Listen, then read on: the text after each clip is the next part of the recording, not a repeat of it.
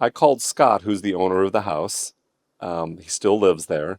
And I talked to him a couple weeks ago, and he shared some information with me about the house and what the real story was about the value of the house, what really happened. And it's awesome and it's fascinating. So let me get into this.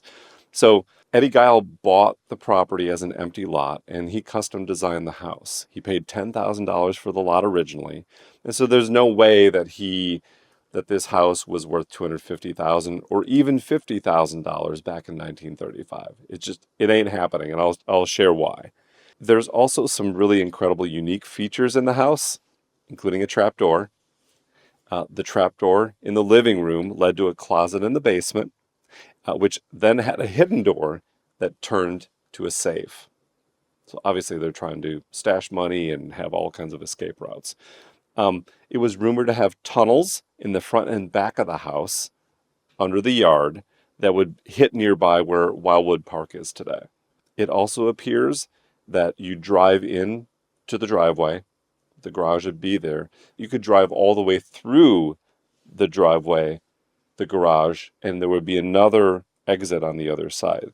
So if you're looking to escape, Right. if someone's coming after you, there's actually about 8 different escape routes. There's a roundabout right next to the house right now.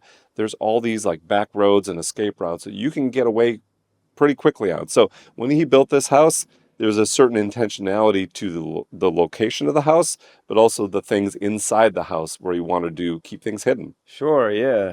It's amazing. If you live that life where you have the constant threat of being raided or having, your house searched, Yeah, you've got to have hidden places, yeah. hidden safes and trapdoors and false doors and all that kind of Again, it stuff. feels like it's something out of the movies, right? Yeah. So the house is 1 block from where William Hartsfield lived of Hartsfield-Jackson Airport. After the murder during World War II, it acted as a boarding house for 8 or so Lockheed workers that had been working on bombers. And in 1946, the house sold for $14,000, again, busting the myth of the house's value at $250,000, printed in that newspaper, right? Making this into the castle. But was it, I mean, in its day though, was it like it had the marble and There's this no, fancy schmancy stuff in it? yeah, but there's just no way. Like there's no way that house, no matter what you put in it, the size of the house, Yeah. the house Because is I'm picturing like a massive palatial no, mansion. Like that's what no, I'm picturing. no. It's probably, if I was to guess, and I'll look up this, it's probably 3 to 4 thousand square feet. Yeah. Okay, so that's big, but it's not like Yeah, a 12,000 square foot mansion. yeah, Yeah. yeah. It was not that. Isaac Hayes, chef from South Park, was rumored to have lived there in the 70s. Theme song from Shaft, etc. That's also really cool. Scott thought that was cool too. And Scott said the dog would get spooked sometimes by an unknown presence, maybe a ghost. And one day they moved a cross out of their bathroom. And he said things did not go well for the next month. Like at their life, their home, everything was a disaster. So they moved the cross back into the bathroom and things have been fine the last 13 years. Wow.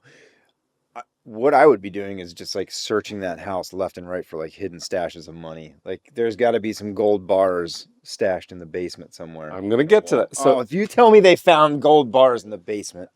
So Cindy, Scott's former wife, that night she told me about, kind of all this secret stuff. She didn't know much about Eddie Guyol's backstory, but um, we went downstairs, and it's now a finished basement, and there was a empty spot in the middle with a finished wall, and she believed that this empty spot was where there was a safe at one time, but it was now long gone. The great blog History Atlanta describes the house as having many trapdoors and secret compartments. I went home the next night, and of course I was obsessed about this, but especially these tunnels, because they had never looked or done anything about those tunnels. And I couldn't show up at Scott and Cindy's place and say, would you mind if I dig up your front yard or your backyard? Because I want to see if you actually have tunnels there. So I actually started calling around Georgia Tech and some other universities to see if they had kind of ground penetrating radar or super special machines that could actually scope this thing.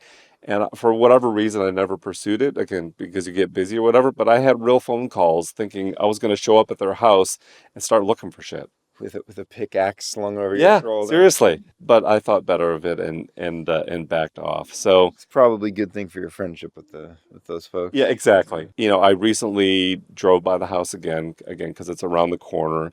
And I looked at the driveway and thought, 90 years ago, 100 years ago, a man was capped in in the driveway in the front yard of this place, and all the people driving by have no idea. Man, that's nothing, Jason. I drove down just to get here. I got off the freeway. I probably passed by 5 places where somebody got capped at some point. It's Hotlanta, man.